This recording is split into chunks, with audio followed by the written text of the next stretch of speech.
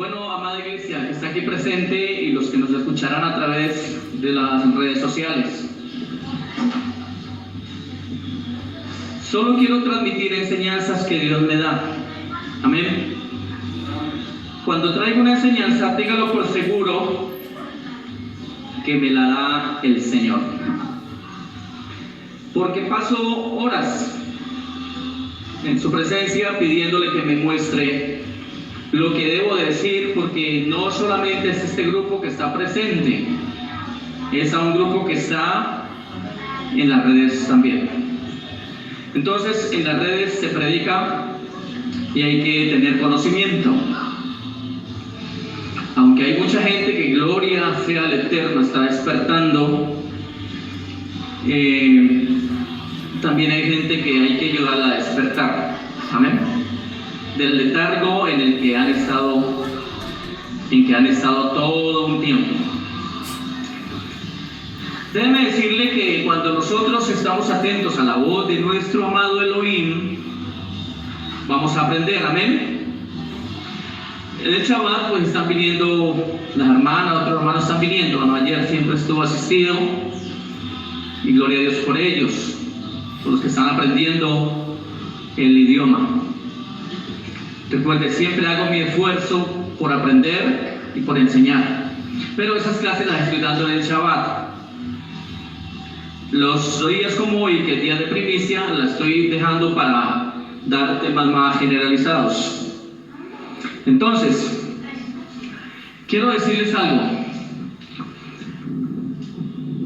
Cuando yo encuentro, por la misericordia de Dios, del Eterno Elohim, cuando encuentro aquellos escritos que los hermanos saben, muchos de ellos saben que fueron descubiertos hace unos 70 años o un poco más, otros un poco menos, en las cuevas de Qumran, en el Medio Oriente, por el lado del Mar Muerto. Cuando uno se da cuenta de escritos que se ocultaron, que Dios permitió que los ocultaran, porque Dios iba a dejar un vino especial para lo último, cuando nos damos cuenta de estos escritos, de estos rollos, nos damos cuenta, amados, que es el propósito de Dios. Pedimos un poco de disculpas porque hay una música alrededor que no es de acá, por supuesto, pero que el Señor está reprendiendo toda horda del maligno en los alrededores.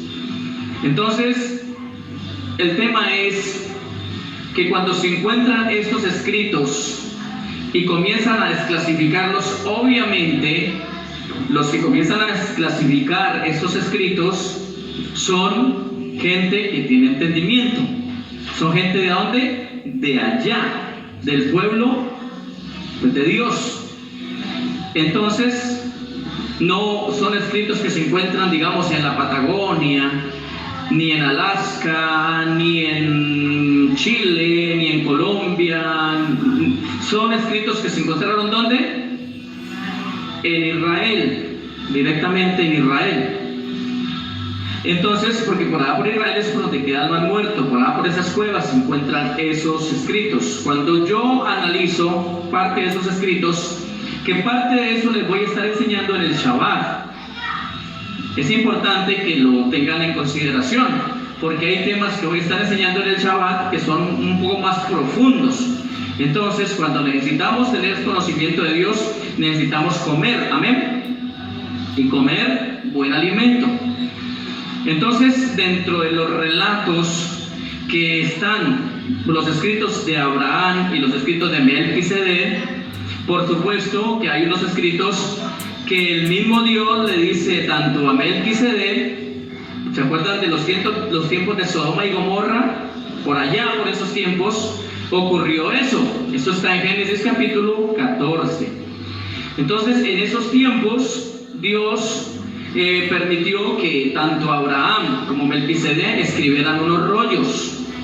Y esos rollos son muy importantes, y cuando yo los miro y los comparo incluso con la palabra que tenemos actualmente, concuerdan perfectamente. Obviamente en la escritura, la palabra Biblia que tenemos actualmente, que ha sido revisada pues por monjes católicos, obviamente hay muchas cosas que de pronto no van a aparecer allí, pero hay una gran cantidad de armonía en lo que están en los escritos de las cuevas de Qumran, descubiertas por un jovencito de una tribu, de la tribu llamada la tribu de Tamiré.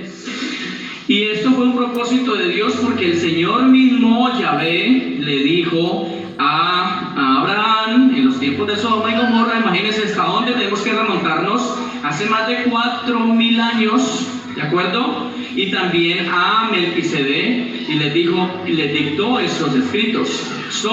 Creo que son 5, si no estoy mal, 5 rollos que se le dictaron a Melquisedec y uno que se le dictó a Abraham. Cuando los unen, vienen a ser un rollo de 6, un paquete de 6 rollos.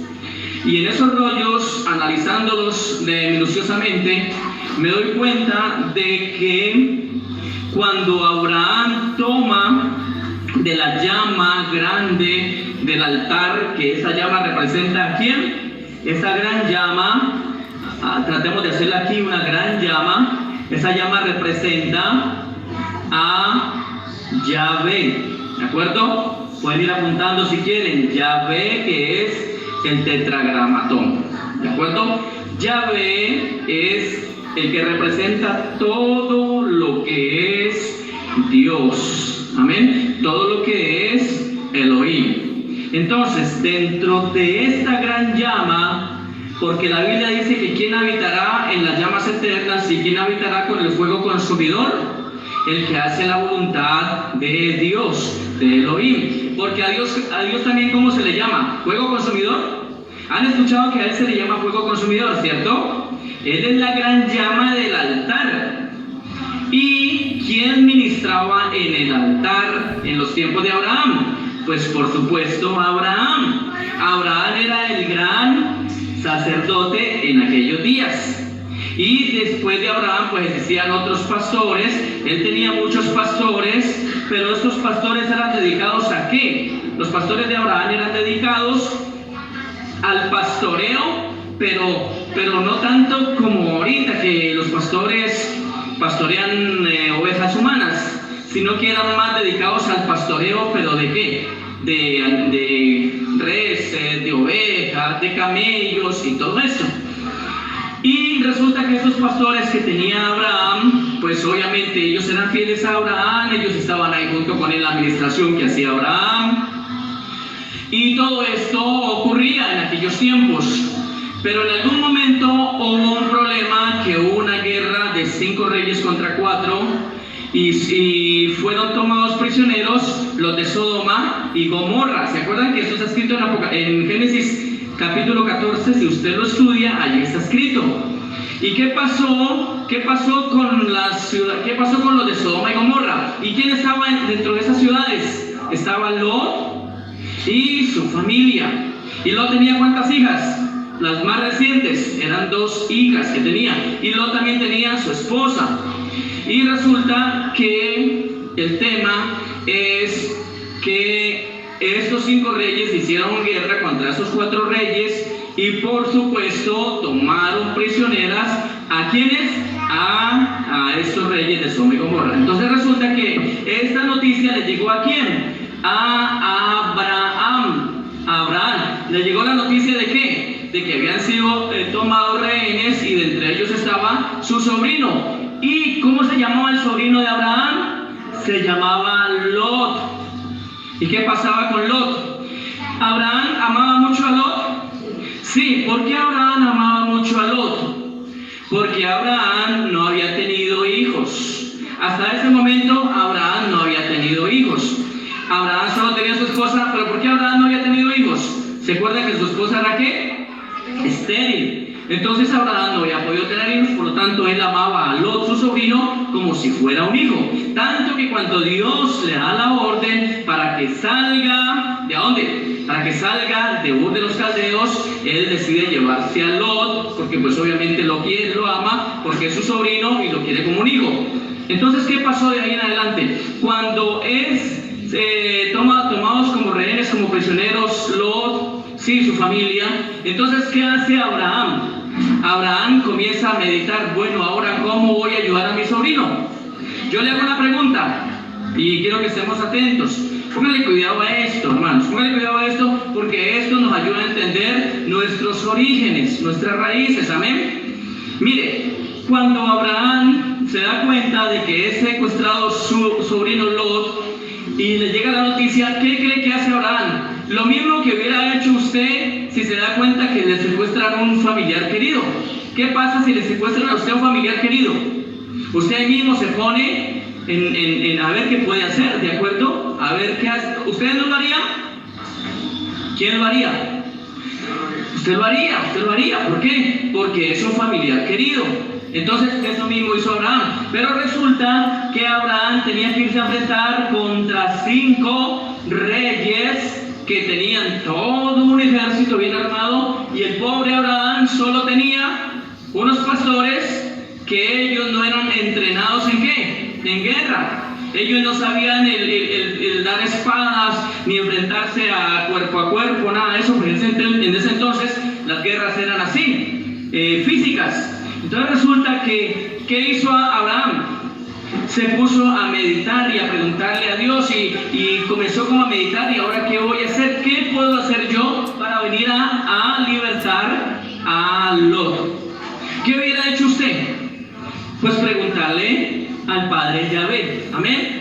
Claro, usted consultaría porque usted no tiene el poder económico, no tiene el ejército, no tiene armas y no tiene un poder para enfrentar usted contra 5 reyes. Imagínense, 5 reyes con sus grandes ejércitos. ¿Usted cómo haría allí? Dígame, ¿qué haría usted allí? Cuando llega una voz a los oídos de Abraham y le dice, o sea, Abraham estaba meditando. Imagínense yo irme, él se puso a pensar, yo tengo mis hombres, pero ellos son pastores de ovejas y todo esto. Las armas de ellos solamente son unos cuernos para llamar al rebaño. Las armas de mis pastores son de pronto palos para poder guiar a las ovejas, callados, ¿cierto? ¿Qué más eran las armas de los pastores de Abraham? De pronto aceite para ir a cuando ellos se herían, ungirlas. ¿Cuál era la otra de las armas? De pronto agua, cargaban como unas cantimploritas para llevar el agua, porque ellos andaban en el desierto. Esas eran las armas ¿de qué? Y es de los pastores de Abraham. Pero ellos tenían unas armas poderosas y eran unos cuernos. Los cuernos que usaban ¿para qué? Para llamar al rebaño. ¿Se acuerda que dice la palabra de Dios que va a haber un sonido de trompeta? Y ese sonido de trompeta, ¿quiénes van a estar cuando suene el sonido de trompeta en el tiempo de Rosh Hashanah? Van a estar los elegidos. Los elegidos van a ser llevados por el Señor cuando suene el gran shofar. ¿De acuerdo? Entonces Abraham comenzó a meditar. No, y ahora ¿cómo hago yo con mis pastores que no tienen entrenamiento y irse a enfrentar con esos 5 reyes? ¿Y sabe qué hizo Abraham? Se puso a reírse él mismo. No, pues que era así. Pero resulta que mientras él se reía, la voz de Yahvé, que siempre le hablaba a sus oídos, porque le hablaba a los oídos audiblemente, le dijo a Abraham, no te rías de los instrumentos que tienes, no te rías del shofar, no te rías de los instrumentos que tienen, porque ellos van a efectuar la gran liberación de Lot y tu familia. Y resulta que ahí se pone difícil. Creer una cosa de esas es difícil, cualquiera no la cree. Solamente la cree un hombre con mucha fe. ¿Cuántos tienen fe? Entonces, si usted tiene fe, usted le va a creer a Dios como le creó a Abraham. Por eso es que nosotros somos hijos ¿de quién? De Abraham por la fe. Si usted no tiene la fe como la tuvo Abraham, entonces usted no clasificaría para estar dentro de la gran liberación que se va a efectuar en el tiempo venidero. La gran liberación viene para nosotros, amén, pero por ahorita no, todavía estamos dentro del matriz, dentro del sistema, todavía no hemos sido libertados. Y entonces resulta que Abraham comenzó a meditar, Dios le dio convencimiento y Dios le dio las instrucciones y le dijo, toma un vaso, ¿sí? Esto casi no escribe, toma un vaso y llénalo con aceite. Este vaso, digamos este vaso que cargaba Abraham en el hombro, comenzó a cargar ese vaso en el hombro, llénalo, colócale alguna especie de antorchas, échale aceite y acércalo a la llama. Y cuando él lo acercó, dice que una llama saltó al vaso que llevaba Abraham. Y Dios le dijo, con ese vaso y esa llama comienza a avanzar hacia donde están los 5 reyes. Y Abraham comenzó a ir prácticamente solo. Y cuando los pastores se dieron cuenta, y todos los que estaban con Abraham se dieron cuenta de que Abraham iba a hacer esto, lo tildaron de ¿qué? De loco. ¿Cómo así que usted se vaya a enfrentar solo con un vaso, con una llama, y se va a enfrentar a 5 reyes, a rescatar a su familia, a su sobrino Lot? ¿Usted solo va a hacer eso? Y Abraham quería que ellos pastores, ellos se unieran a su visión que le había dado Dios. Eso es algo referente a lo que está pasando hoy aquí con esta congregación. Dios me da una visión.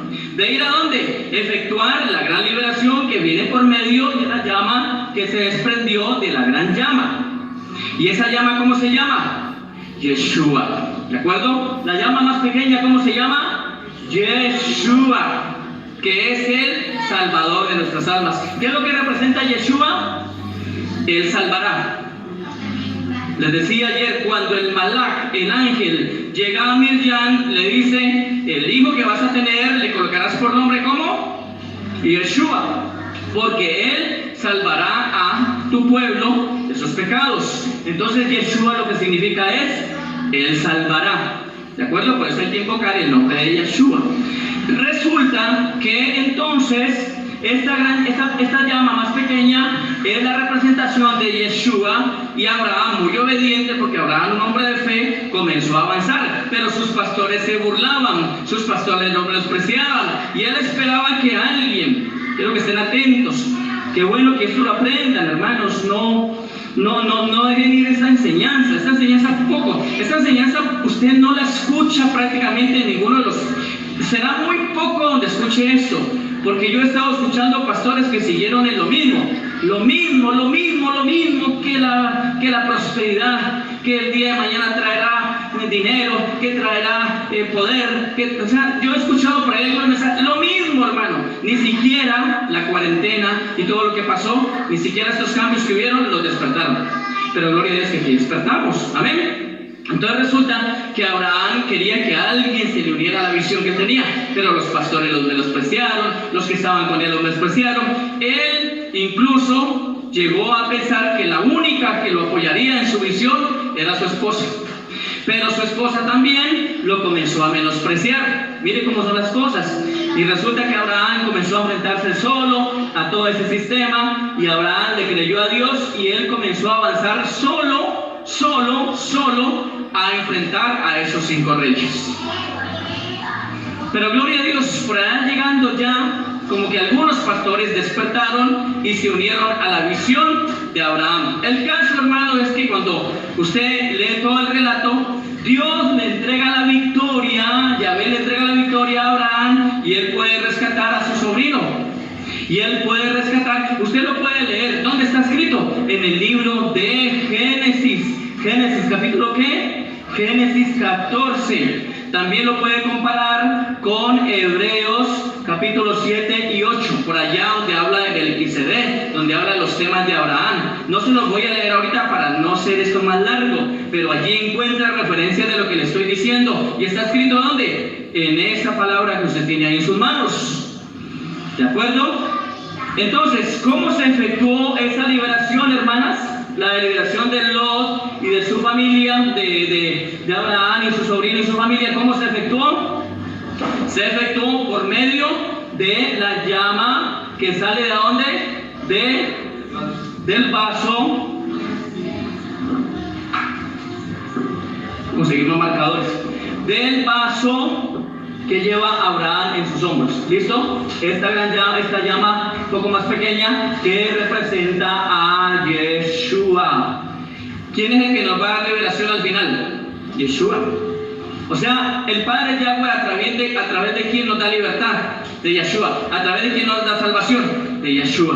Por eso el pacto Dios le renueva ¿con quién? Dios renueva el pacto a través de Yeshua con su pueblo. Este es el pueblo de Yahvé, todo este es el pueblo. Y Dios renueva su pacto, el pacto que invalidó el pueblo de Dios en el desierto, el pueblo de Dios anterior, los antepasados, lo que es el pueblo de Israel y lo que es la casa de Judá. Ellos invalidaron el pacto con Dios, y Dios a través de Yeshua lo restaura todo. Y se cumple lo que dice Jeremías capítulo 31, el 31 al 33, donde Dios renueva su pacto con la casa de Judá y la casa de Israel.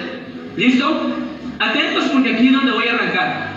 ¿A cuánto les interesa informarse? ¿A cuánto les interesa informarse? Hermanos, estén atentos, porque la gran libertación no es tampoco para toda la humanidad. ¿Cierto que no es para toda la humanidad? Porque ¿cuántos son los llamados? ¿Cuántos son los llamados? Todos son los llamados. Todos son llamados. Todo el mundo ha escuchado el llamado de Dios, ¿o no? El que diga en este mundo, en esta tierra, en esta ciudad, donde sea, que no le han hablado a Dios, para mí es mentiroso. Porque por muchos medios, televisión, prensa, radio, medios, redes sociales, presencialmente, a mucha gente la han llamado, ¿por medio de qué? Del mensaje, ¿de acuerdo? ¿Pero han hecho caso? No, más bien han cerrado sus oídos. Pero aquí estamos para seguir en brazos de nuestro amado Dios. Escúchenme lo siguiente. Aquí viene la información que muchos no han querido captar, o no sé si que no se las explican, o no se las explican con detalle. No sé qué es lo que pasa, pero la gente vive en una ignorancia tremenda. Bueno, le voy a dar los textos solamente para que usted lea. No se los voy a leer porque se me alarga mucho esto acá, es bastante largo, pero usted puede leer en Segunda de Reyes.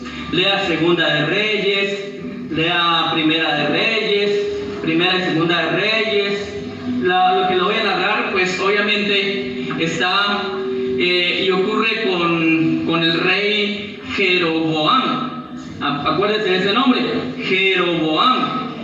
Un rey que Dios levantó después de Salomón, porque Salomón fue obediente a Dios. Al principio fue obediente. Salomón, ¿Salomón de quién era hijo? De David, ¿cierto? O sea, se escribiría Salomón ben David, o sea, Ben es hijo, David, hijo de David. Entonces, ese Salomón fue obediente a Yahvé, pero hasta cierto punto. Pero luego, después de muchos años, Salomón comenzó a desviarse. ¿Por qué? Porque Salomón comenzó a tener muchas mujeres. Creo que fue el rey que más mujeres tuvo, como 1000, ¿de acuerdo? Imagínense, un solo hombre para 1000 mujeres. Bueno, pónganle cuidado a esto. Salomón en principio fue obediente, Dios a través de él levantó el templo, le dio muchas victorias. Prácticamente no fue un rey de guerra, pero fue un rey que Dios bendijo, le dio muchas riquezas. Salomón era riquísimo.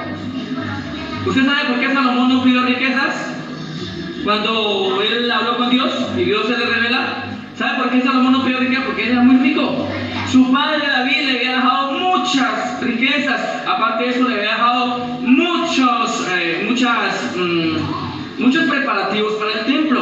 Sino que David no alcanzó a levantar el templo porque fue un hombre de mucha guerra, no tuvo tiempo para levantar el templo. Fue un hombre que fue en puras guerras. Entonces no hubo tiempo. Pero con Salomón no hubieron estas guerras. Y Salomón sí levantó el templo de Dios. Amén. Un templo muy precioso. ¿De acuerdo? ¿Qué pasó después de que Salomón comenzó a fallar? Usted comienza a leer ahí la historia. Dios se enoja con Salomón porque Salomón se vuelve idólatra. ¿Idólatra de quién? De dioses paganos. Porque ¿quiénes desviaron el corazón de Salomón? Las mujeres. Entonces comenzó a adorar a Milcó, a otros dioses paganos, y comenzó Salomón a adorar a esos dioses, y eso es abominación ante Dios, porque Dios, uno de los mandamientos que dice el segundo mandamiento, ¿cuál es? No te harás imágenes de ninguna semejanza de los que están arriba en el cielo, ni abajo en la tierra, ni abajo de la tierra. Este sería el segundo mandamiento, ¿de acuerdo? Entonces Dios, el Padre Elohim, se enoja con Salomón y decide para que usted se lleve una buena información y usted no le engañen más, amada iglesia. Usted no puede vivir en ignorancia. ¿Qué dice Oseas 4:6? ¿Y qué dice Isaías 5:13 y 14? Mi pueblo perece porque no le enseñan, hermano, cómo es. La gente siempre ha aprendido lo que Roma y lo que Babilonia les ha estudiado. Entonces no quieren aprender lo que realmente dicen las raíces hebreas con Dios. Y allá es donde estamos llegando. Entonces resulta que ¿cuántas tribus eran de las tribus de Israel? ¿Cuántas tribus? 12 tribus, ¿de acuerdo? 12 tribus de la casa de Israel. ¿Dónde puede encontrar esa información? Encuéntrala en Apocalipsis capítulo 7. Dice 12.000 de la tribu de tal, 12.000 de la tribu de tal, hasta llegar a las 12 tribus, ¿de acuerdo? Ahora, pónganme cuidado acá. ¿Qué pasa con estas 12 tribus? ¿Qué pasa con estas 12 tribus? Cuando Salomón falla, cuando Salomón hace lo malo ante Dios, ¿qué estoy diciendo? Atentos, niños, niñas. Ayúdenle ahí, pero rapidito para que no se distraigan ahí. Ayúdenle, colaboren ahí, pero que no se distraigan. Entonces, pónganme cuidado acá, ¿de acuerdo? No se distraigan, porque es que ustedes tienen que saber eso, hermano. Mire, yo me quiebro la cabeza. Bueno, yo lo hago porque a mí sí me interesa. Porque yo quiero estar en el reino con Dios, ¿amén? ¿Usted también o no? Pero esfuércese y sea muy valiente. ¿Cuál fue la consigna que se le dio a Josué? Estas palabras las dirás a los hijos de tus hijos, las meditarás de día y de noche. Y Dios le mandó a ser muy esforzado y muy valiente. ¿Cuántos son los que arrebatan el reino de Dios? ¿Cuántos? Dice la palabra por ahí creo que está en Mateo, donde dice: el reino de los cielos sufre de violencia y solo los violentos lo arrebatan. ¿Cuáles son esos violentos que arrebatan el reino de Dios? Espero que esa palabra le llegue a su corazón. Simplemente recíbala, haga que obre en su vida, en su corazón, y sea muy valiente y muy esforzado y muy esforzada. Entonces resulta que estas 12 tribus estaban hasta el reinado de ¿quién? Pues de Salomón, e incluso ahí. Pero cuando ya este rey falla, ya enoja a Dios, Dios levanta a otro hombre que se llama Jeroboam, que es de otro linaje, no es del linaje de Salomón, no es de ese linaje, es de otro linaje. Es como decir otra familia. Es como decir, cuando falló Saúl y Saúl murió, el reino, ¿a quién se lo dio Dios? A David. Pero David era de la familia, de la casa de Saúl. No, Dios se lo entregó a quien él quiso, y en ese caso fue a David. Aquí también falló Salomón y Dios se lo entrega a Jeroboam más adelante, ¿de acuerdo? Ustedes pueden leer toda la historia, le estoy resumiendo acá. Entonces, ¿qué pasó con Jeroboam? Jeroboam también hizo lo malo ante los ojos de Dios. Lo que pasa es que estas 12 tribus, como Salomón falló y no le obedeció más a Dios, Dios le quitó 10 tribus y se las dio ¿a quién? Al rey Jeroboam. Y otra tribu, la tribu de Judá, más otras 2 medias tribus, que creo que era la de Leví y creo que era la de Benjamín, otras 2 medias tribus, ¿se fueron con quién? Se fueron acá al reinado de Judá, con Roboam, ¿de acuerdo? Resulta que este Jeroboam, Dios le dio ¿cuántas tribus? 10 tribus le dio, ¿de acuerdo? ¿Qué pasó de ahí en adelante? Jeroboam también hizo lo malo ante los ojos de Dios, porque Jeroboam tuvo celos de que si las tribus de aquí, óigame bien, si estas tribus que estaban con él en el reino del norte, aquí está el norte y acá está la de Judá, y aquí está la de Israel. Aquí están las 10 tribus y acá está la otra tribu más las medias tribus. Resulta, estos eran del sur y estos eran del norte. ¿Listo? Póngame cuidado. Incluso si usted quiere, yo le mando la prédica nuevamente a WhatsApp para usted la escuche. Y cuando la suba, pues vuelva a escucharla. Resulta que este Jeroboam tenía estas 10 tribus, las tenía ¿dónde? Acá en el reinado del norte. Pero como el pueblo tenía que adorar a Dios, ¿dónde?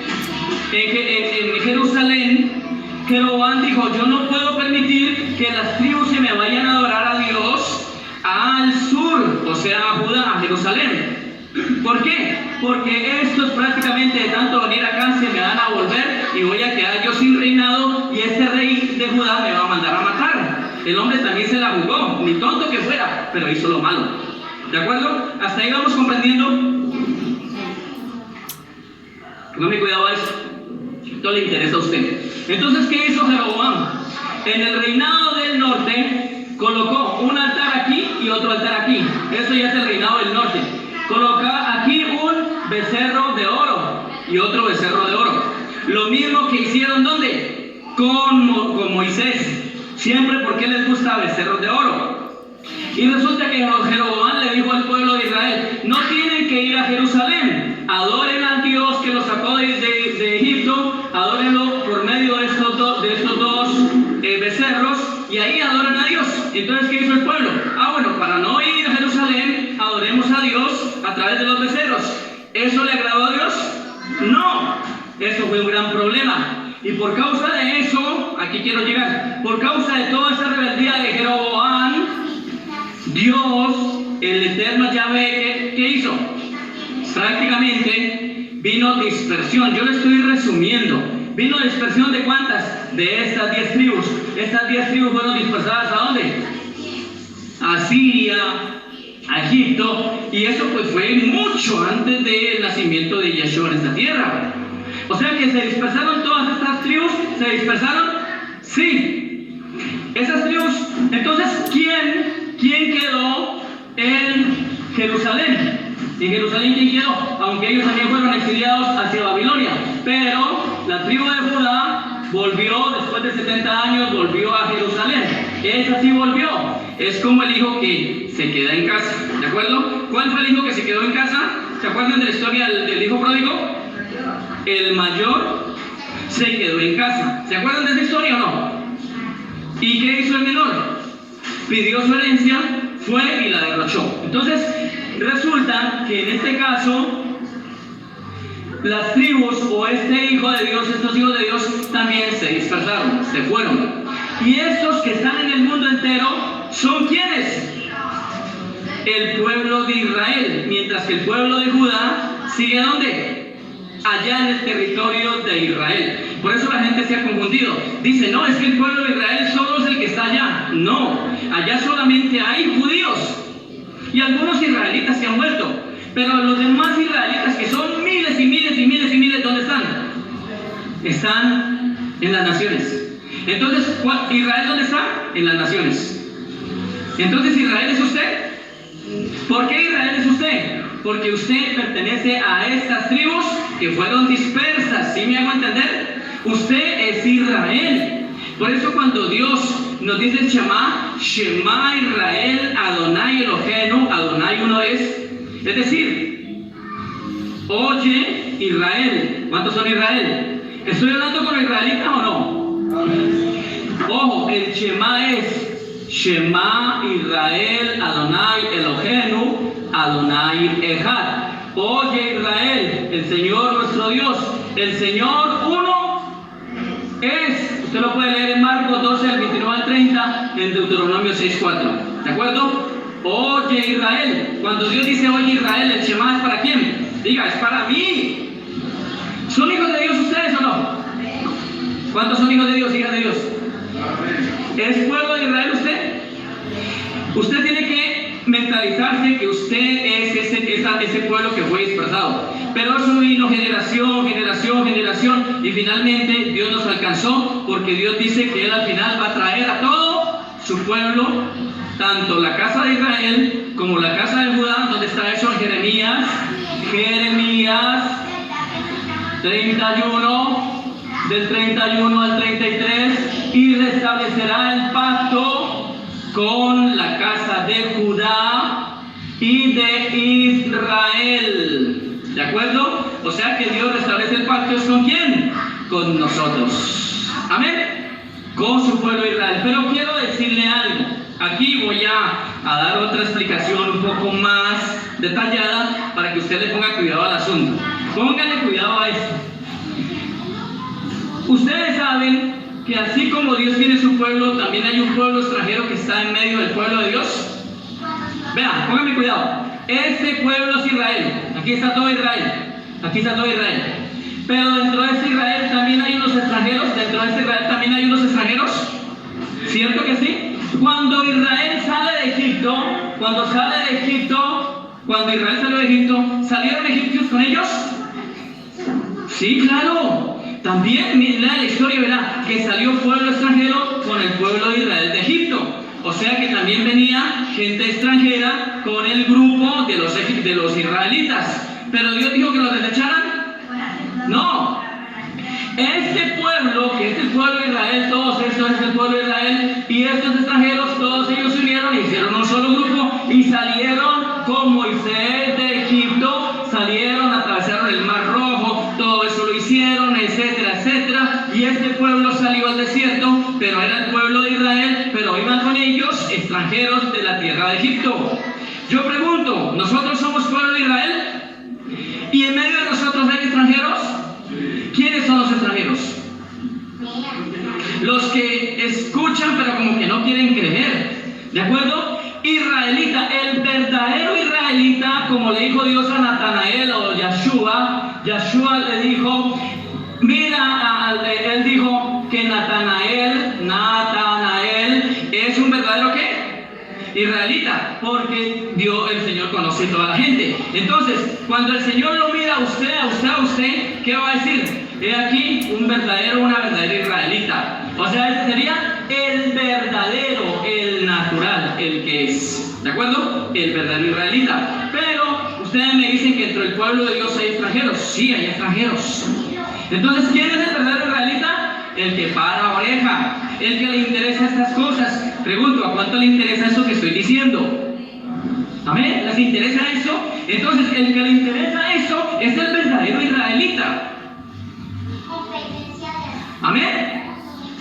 Póngame cuidado que les quiero decir algo con un detalle, pero no se lo voy a soltar todo. Yo a los que están viniendo los chavales les estoy dando clases más profundas de esto. Resulta que el que le presta atención a volver a la casa de Dios, el que dice, yo soy israelita, yo voy a volver a la casa de Dios, yo vuelvo a las raíces con Dios, yo dejo toda esa Babilonia, todo ese cristianismo, todo ese catolicismo renovado, dejo todo eso y me vuelvo a las raíces, ese es el verdadero israelita. Pero resulta que como en medio del pueblo también hay extranjeros. ¿Qué tienen que hacer los extranjeros para poder estar dentro del pueblo de Dios? ¿Qué tienen que hacer? Obedecer las leyes de Dios. Amén. Gústenos o no nos gusten. ¿Y cuántos son los mandamientos de la ley de Dios? Son 10. Por lo menos esos 10 nos toca que obedecerlos. ¿Y son gravosos? No. Nos toca que llegar a obedecerlos para como extranjeros estar dentro del pueblo de Dios. Pero aquí le voy a soltar una píldora especial, hermano. Póngale cuidado a esto. Esto no se lo dice cualquiera, porque el diablo tampoco le interesa que usted conozca mucho, porque el que más conoce, claro, se le va a demandar más, pero si vence, va a recibir mayor recompensa. ¿Me hago entender? ¿Sí? ¿Por qué cree que el diablo, hermano, odia ese ministerio? Es que el diablo odia ese ministerio. Mire, ha luchado tanto, mire. ¿Por qué? ¿Por qué? Porque los extranjeros que estaban dentro no quisieron. Pero ustedes, ojalá no sean extranjeros, ustedes sean pueblo. Ahora, yo le hago una pregunta. Cuando hay una boda, que se casa pues el gran, ¿cómo se llama? El gran cotizado, ¿sí o no? Ese es el gran cotizado, ¿sí? ¿Sí o no? ¿Cómo se llama el gran cotizado? Yeshua, el gran cotizado, ¿sí o no? ¿Cuántos se quieren casar con Yeshua? Amén, es el mejor cotizado. Pero ¿quiénes se casan con Yeshua? Esta es la iglesia. ¿Quiénes se casan con Yeshua? ¿Quiénes? ¿Quiénes son los que se casan con Yeshua? ¿Todos los invitados? No. Solo hay una que se casa con el gran de nuestras vidas. Esta es la iglesia. Este es el pueblo de Israel. ¿Se está entendiendo? ¿Es la iglesia, la prometida del Señor es una sola persona? No, es un pueblo. ¿Amén o no amén? Lo que se conoce como la iglesia. Esta es la iglesia, pero la iglesia es mucha gente que ama al Señor Yeshua. Entonces, este grupo selecto, ojo, un grupo selecto que es la iglesia, ¿se casa con quién? Con el gran amor de las mujeres. ¿Quién es el amor de las mujeres? Yeshua. Él es el amor de la mujer. ¿Quién es la mujer? Nosotros. Nosotros amamos a nuestro amado, lo adoramos, nos rendimos delante de Él, lo que Él diga. ¿Acaso si usted ama a su esposo y su esposo es como el corazón de Yeshua, usted no le haría caso a Él? Claro, ¿por qué? Porque es un hombre que ama a las cosas de Dios. Por eso un esposo, cuando ama las cosas de Dios, por muy difícil que las ponga, pero ama las cosas de Dios, hay que amarlo, hermano, o una mujer. ¿Por qué? Porque ama las cosas de Dios y no te está llevando a la perdición. ¿Consideran que yo los estoy llevando al descalabro? ¿Ustedes considerarían que yo con esta enseñanza los estoy llevando al descalabro? ¿Ustedes considerarían eso? Estas enseñanzas fácilmente no las escuchan en las iglesias católicas babilónicas cristianas. Fácilmente no, hermano. Allá te hablan de la prosperidad, te siguen hablando de la prosperidad. Tranquilo, recibe el pozón, no hay problema. Dios te perdona, Dios es un Dios. O sea, esos son los mismos mensajitos. Yo estaba escuchando por ahí y digo, no hay nada nuevo. No aprendieron. Siguieron siendo los mismos mudos y los mismos ciegos. Pero aquí no podemos, hermano. Porque así hayan 2 o 3, pero a esos 2 o 3 hay que llevarlos despiertos ante la presencia de nuestro amado Dios, para que no vayan a perderse. Entonces, ¿cuál es el grupo que se casa con el Señor? La iglesia. ¿Y cómo se llama la iglesia? Israel y la casa de Judá, los restaurados. Amén. Este es el grupo que se le conoce iglesia y se casa ¿con quién? Con Yeshua. Pero usted no me ha preguntado, ¿y qué pasa entonces con los extranjeros? ¿Qué cree que pasa con los extranjeros? Los extranjeros simplemente son invitados. Le hago una pregunta. ¿Usted quiere ser invitado o quiere ser la esposa del Cordero? Respóndame claramente. ¿Quiere ser la esposa de este gran partido, este gran cotizado, que es Yeshua? ¿Quiere ser la esposa o quiere que simplemente lo inviten? La esposa, amén, la esposa. Entonces, ¿qué le va a tocar hacer? Esforzarse más y ser más valiente. Rechazar todo lo que este mundo ofrece, porque Él viene por una iglesia ¿qué? Limpia, sin mancha y sin arruga. Le hago una pregunta, para poder el Señor venir por una iglesia limpia, sin mancha y sin arruga, ¿sí? Esa es la iglesia. Para Él venir por esta iglesia limpia, sin mancha y sin arruga, ¿qué tenemos que hacer nosotros? Obedecer los mandamientos. Y los mandamientos nos purifican, porque ¿quién obedeció los mandamientos? ¿Yeshua los obedeció? Él no abolió nada de los mandamientos de Dios. Entonces, si usted obedece los mandamientos, usted se purifica, y por eso es que el diablo nos había ocultado la Torá, porque la Torá enseña los mandamientos, y por eso solamente nosotros decíamos muy olímpicamente, no, yo soy salvo por gracia. El diablo nos la mandó para otro lado. Usted no es salvo por gracia, usted es salvo porque obedece los mandamientos de la ley de Dios. Amén. Ay, entonces el sacrificio de Cristo de Yeshua en la cruz, no importa, que Él obedeció. Y como Él obedece, usted también obedece y es salvo. Amén. ¿Usted cree que la gente es salva porque simplemente dice, ay Señor Jesús, yo te acepto como mi Señor y mi Salvador? Amén. ¿Usted cree que la gente es salva por eso? No, porque la gente hace una oracioncita, yo te acepto como mi Señor y Salvador, haz de mí la persona que quieras que sea. Amén. Primero que todo, fue unas palabras que repitió del que estaba allí. Eso lo digo ahí como por salir del paso. Y número dos, nadie se salva si no hace la voluntad del Padre. ¿Amén o no amén? Amén. El que persevera haciendo la voluntad del Padre es el que se salva. ¿Amén? El que persevera ¿hasta dónde? ¿Lo estamos entendiendo? El que persevera hasta el fin.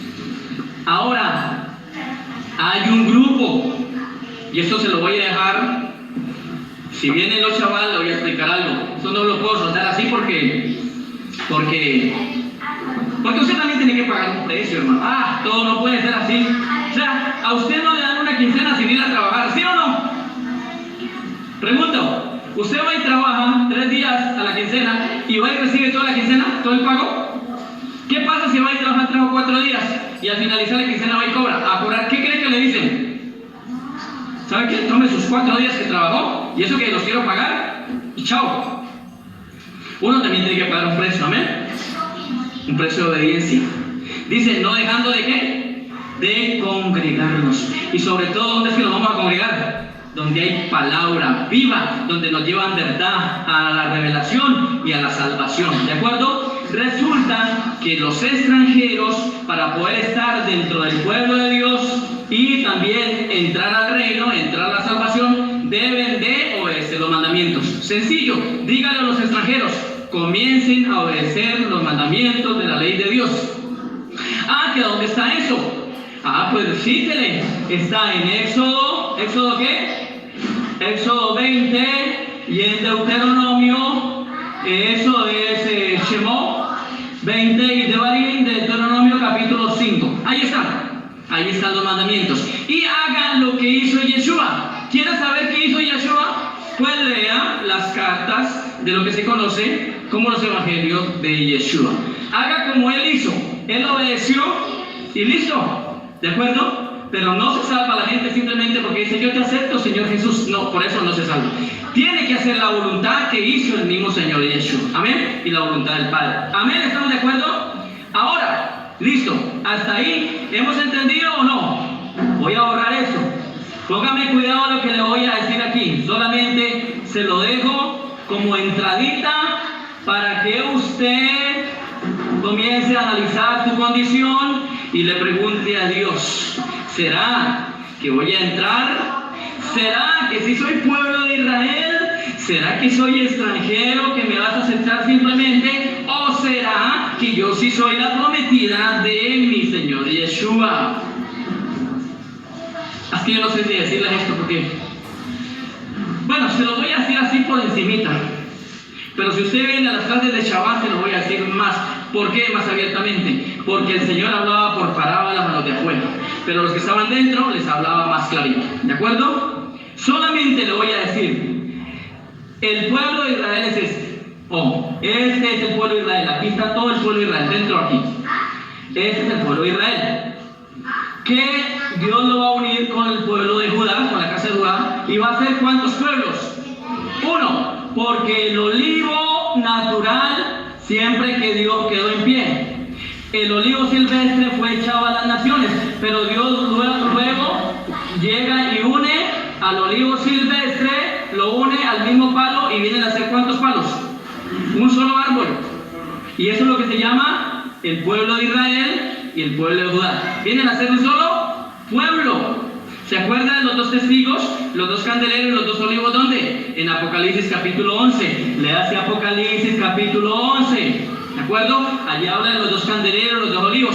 Pero también hay otra parte por ahí en Apocalipsis, si quiere la investiga, no le voy a decir el texto, usted lo investiga si quiere, donde habla de unas personas, unos grupos que son del pueblo de...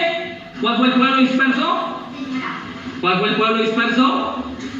Israel. Israel fue el pueblo disperso, que lo acabé de explicar. Entonces, dice que esas personas, esos grupos, son tantos y son de las 12 tribus. ¿De acuerdo?